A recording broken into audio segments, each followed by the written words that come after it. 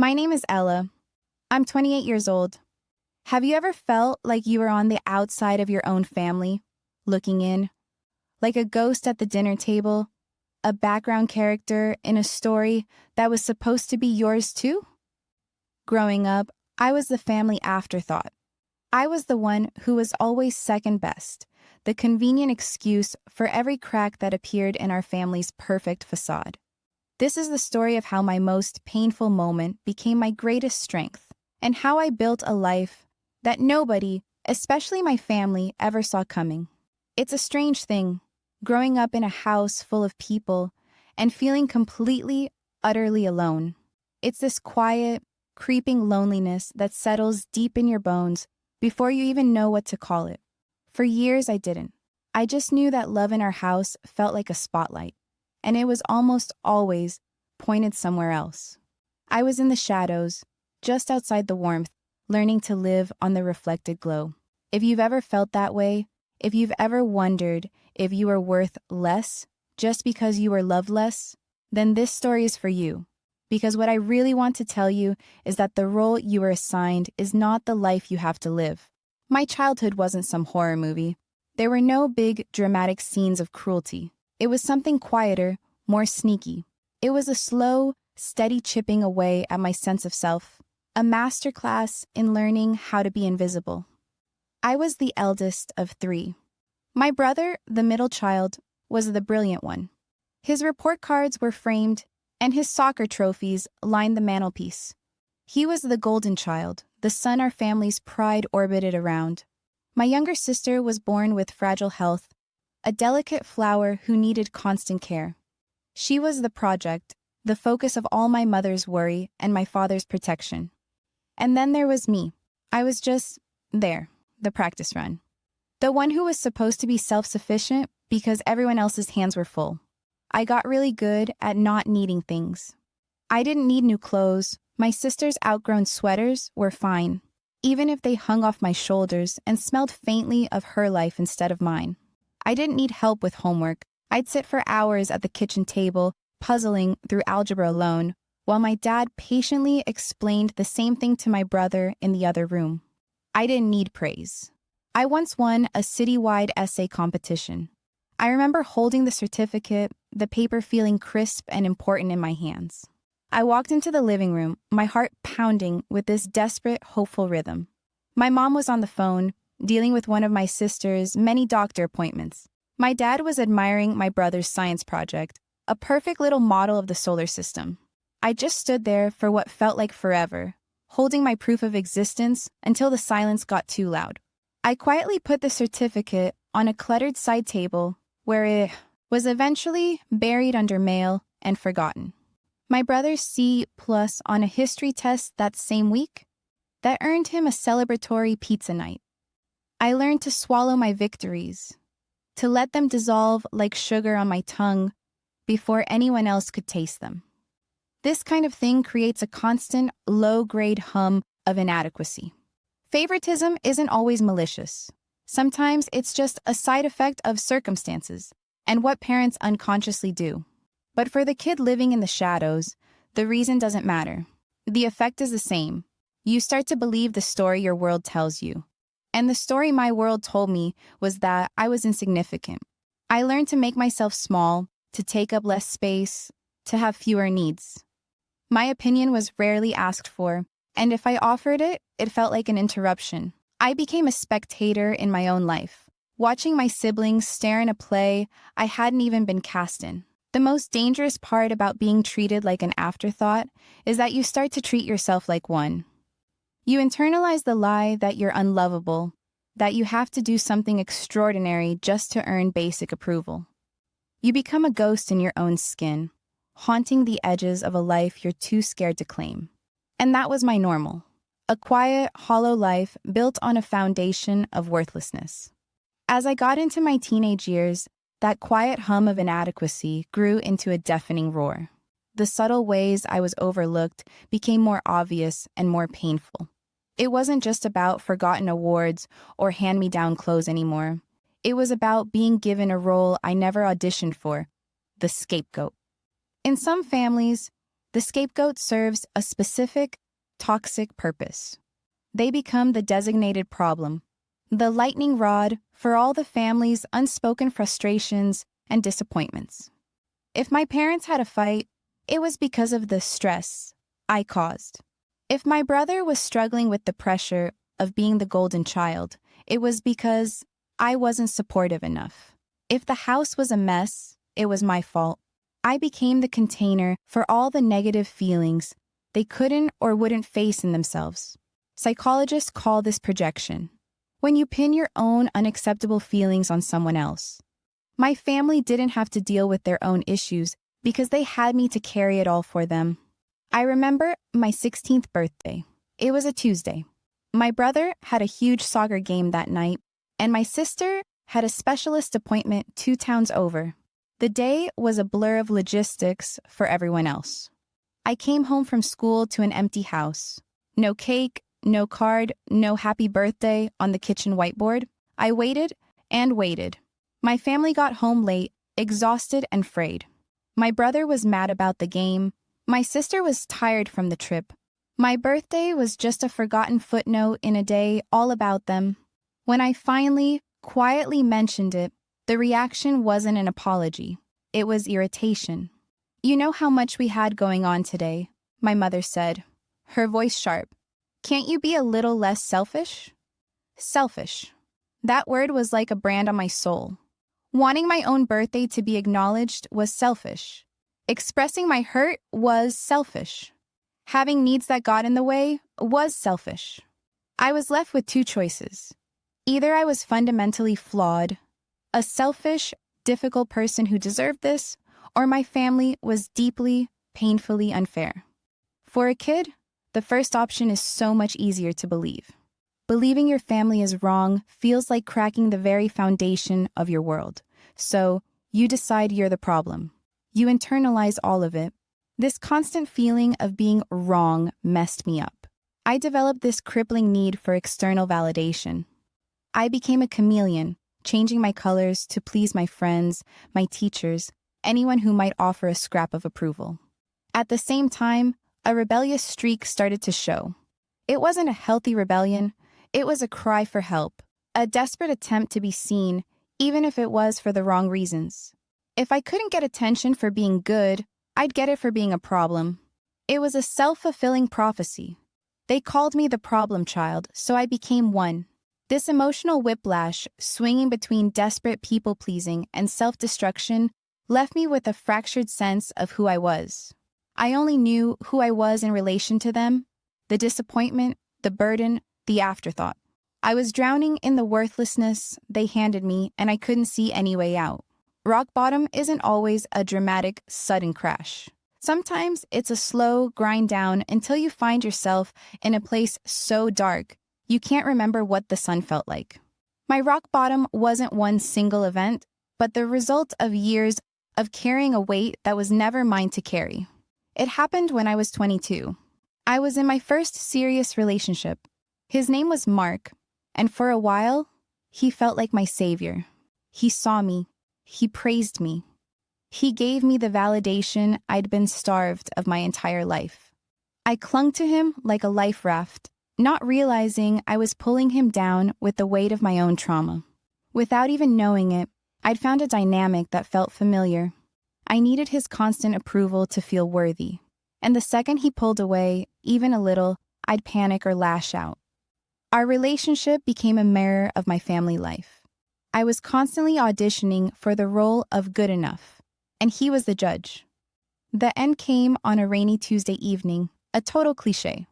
We'd been arguing for weeks. I had become so needy, so terrified he would leave me. And in my terror, I pushed him right out the door. "I can't do this anymore," he said, his voice completely empty of the warmth I depended on. "It's like you don't even know who you are without me. I feel like I'm responsible for your entire happiness, and I can't be. It's too much." He left, and the door clicked shut, the sound echoing in the crushing silence. I didn't cry. I didn't scream. I just stood there, and this cold, terrifying clarity washed over me. He was right. I had no idea who I was. I had spent my entire life building my identity on other people's opinions. First my family's, then his.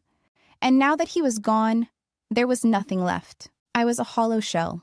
The lies I'd been telling myself for years came crashing down. The lie that if I could just find someone to love me enough, it would fix me. The lie that my worth was something someone else could give me. In that moment, I felt the full, crushing weight of 2 decades of feeling unloved. It was physical, like my lungs were filling with cement. I sank to the floor, my back against the couch, and I felt a despair so profound it was almost peaceful. It was the chilling peace of giving up completely. The voices from my childhood echoed in my head. My mother's sighs, my father's praise for my brother, the constant unspoken message, "You are not enough."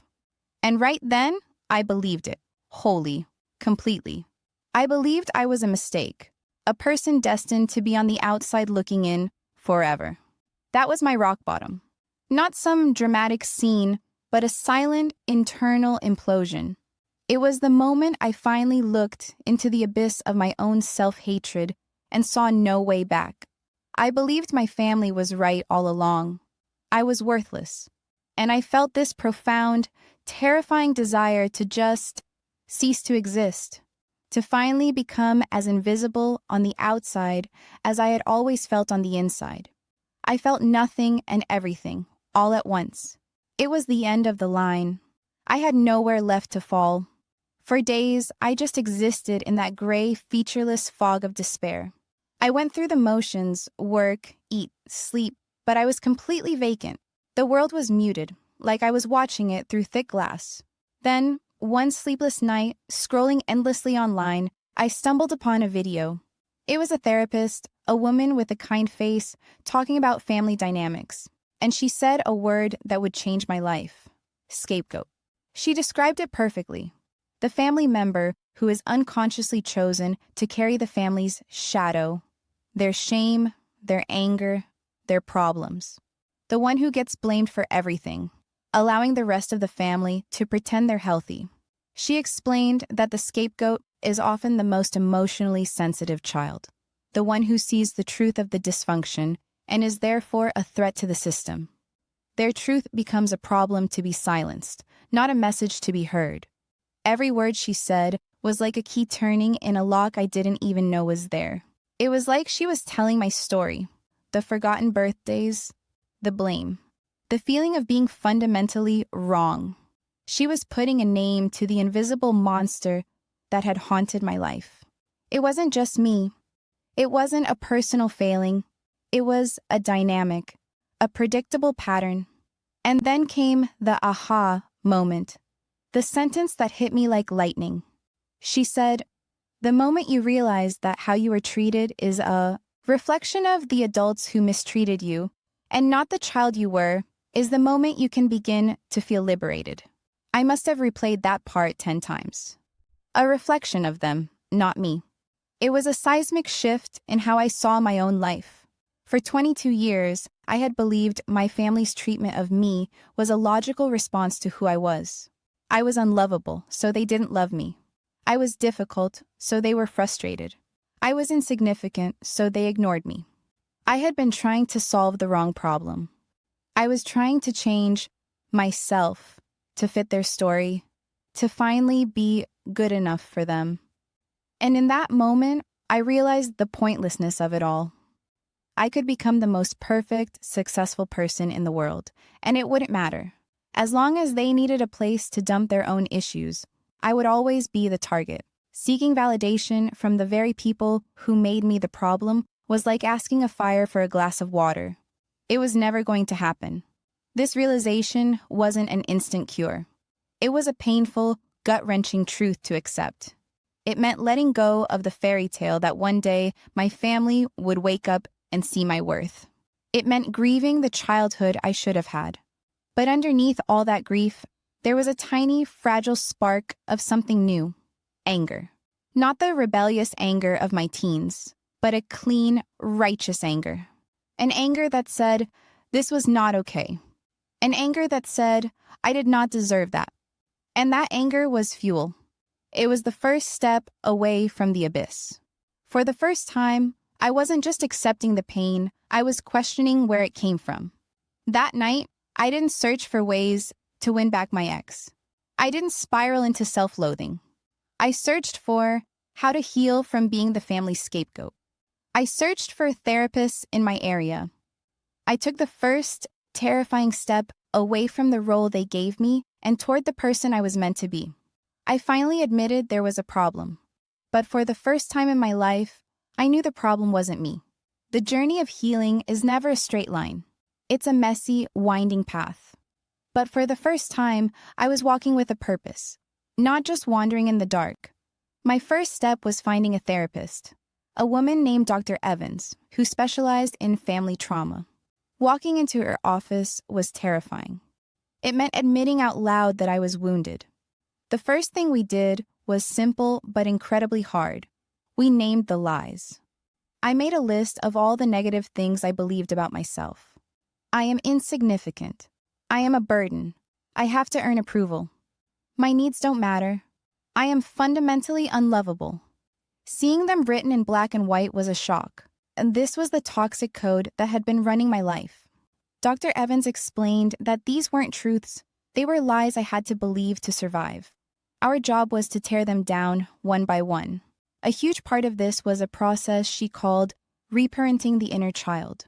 She had me find a picture of myself as a little girl. I found one from when I was about 6, with a gap-toothed smile and scrapes on my knees.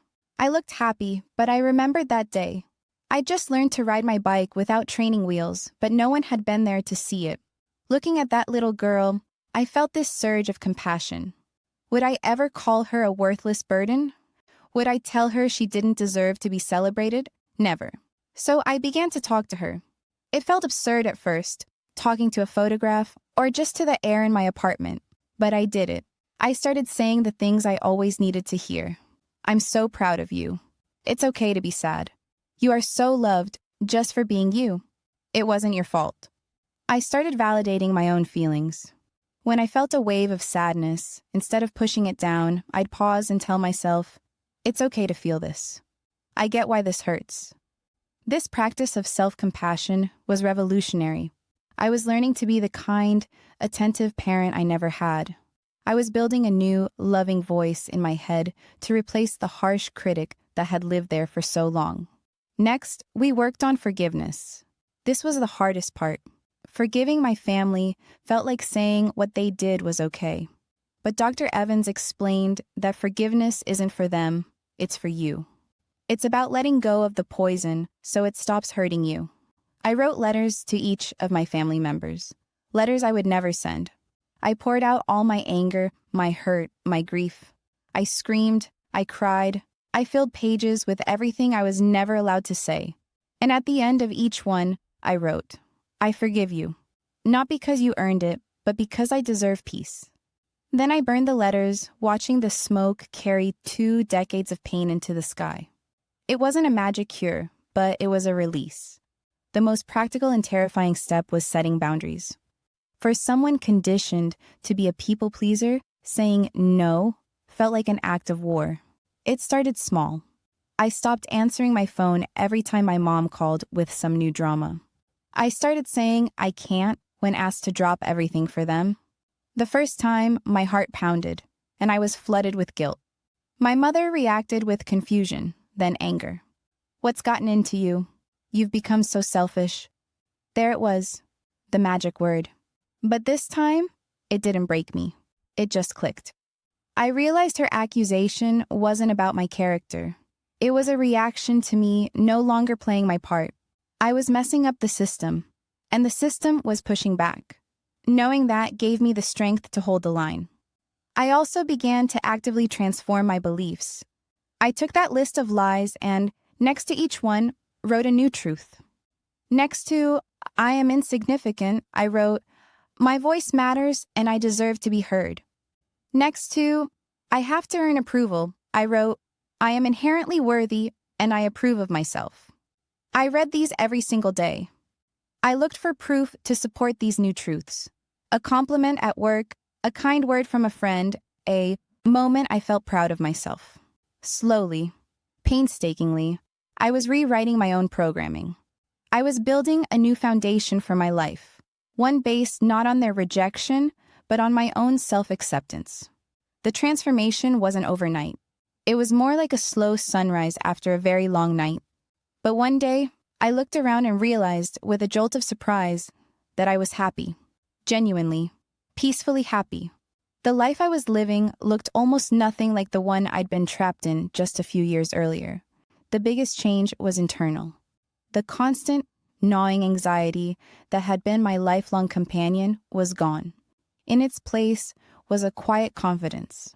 I no longer walked into a room scanning for approval or bracing for judgment. I walked in simply as myself. I could state an opinion without my voice shaking. I could accept a compliment with a simple thank you instead of waving it off. I learned to enjoy my own company, to find joy in a walk in the park, a good book, the satisfaction of cooking a meal just for me. I had stopped looking for a savior and had, instead, become my own. This inner shift created ripples in my outer world.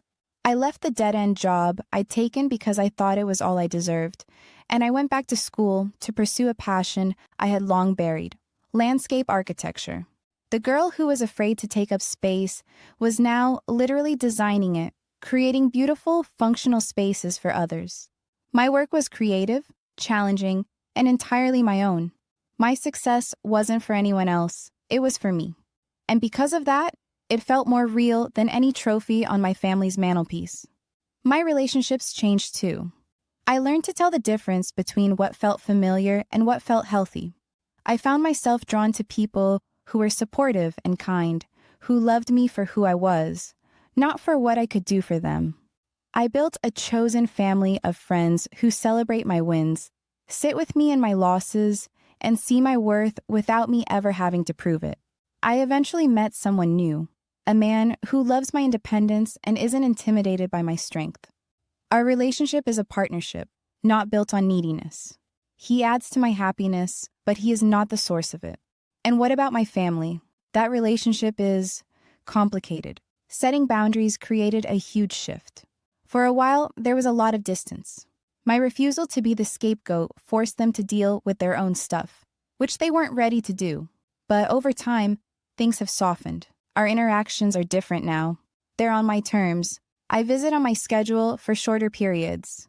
I steer conversations away from blame and drama. Something unexpected happened with my father. One day, on the phone, he asked about my work. And he actually listened. He asked follow-up questions. He told me he was proud of me. It was a small moment, but it was monumental. It wasn't the desperate validation I craved as a child. It was a quiet moment of connection between two adults. Our relationship isn't perfect, but there's a tentative respect that wasn't there before. We may never have the close bond I once dreamed of, but we have a peaceful coexistence. And for now, that is enough. My new life is a life they never saw coming because it was built from a blueprint they couldn't read. It was built from the very pieces of me they had thrown away. My sensitivity, which they called weakness, became my empathy. My need to speak the truth, which they called rebellion, became my integrity. My loneliness forced me to become fiercely independent. The very things I was punished for became the cornerstones of my strength. I am living proof that the parts of you that are rejected by a broken system are often the healthiest, most valuable parts of who you are. If you are watching this, and my story echoes in the quiet corners of your own heart, I need you to hear this loud and clear. You are not broken. You are not the problem. You are not what they said you were. The pain you carry is real, and you have every right to feel it. Acknowledge it, honor it, but please, don't let it be the anchor that holds you in a harbor you were meant to leave.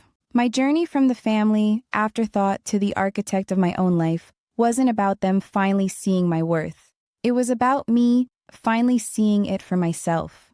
Being the least loved child was the most painful chapter of my life, but it was also the catalyst for my greatest growth. It forced me to look inward for my value, to build my own foundation, and to become my own hero. It was a painful, terrible, an ultimately empowering gift. Your past does not have to be your future. The role you were assigned is not the script you have to follow. You have the power to rewrite your story, to heal, and to build a life that is so beautifully, authentically yours that no one, especially not the people who underestimated you, will see it coming. If this story resonated with you, I want you to know that you are not alone. There's a whole community of us who have walked this path. Please, share a piece of your story in the comments below. You don't have to share anything that makes you uncomfortable, but by sharing our experiences, we take away the shame and isolation. Let's create a space where every one of us feels seen, heard, and valued. Thank you for listening. Remember, the life you were denied is not the life you have to live. Go build the one you deserve.